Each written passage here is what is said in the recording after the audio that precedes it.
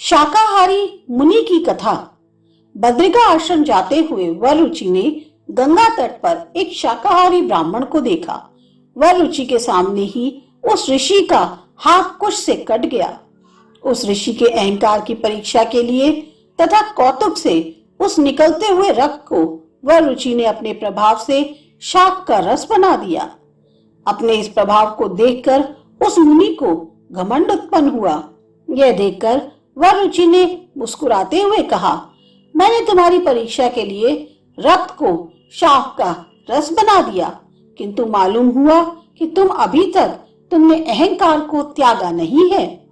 अहंकार ज्ञान मार्ग में कठिनाई से हटने वाली बाधा है और ज्ञान के बिना सैकड़ों व्रतों से भी मुक्ति नहीं होती।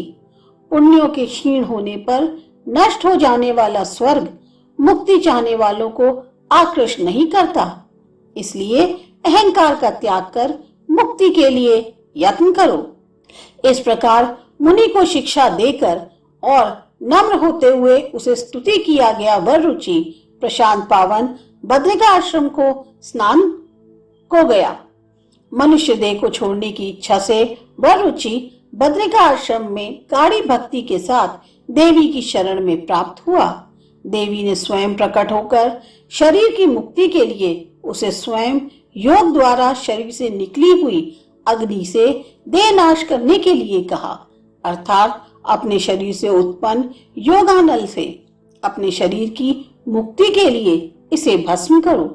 इस प्रकार वररुचि उसी देवी के द्वारा निर्दिष्ट धारणा से योगानल में मानव शरीर को दग्ध करके अपनी गणगति को प्राप्त हुआ और इधर कारणभूति इच्छित गुणांगज के समागम के प्रति उत्कंठित था।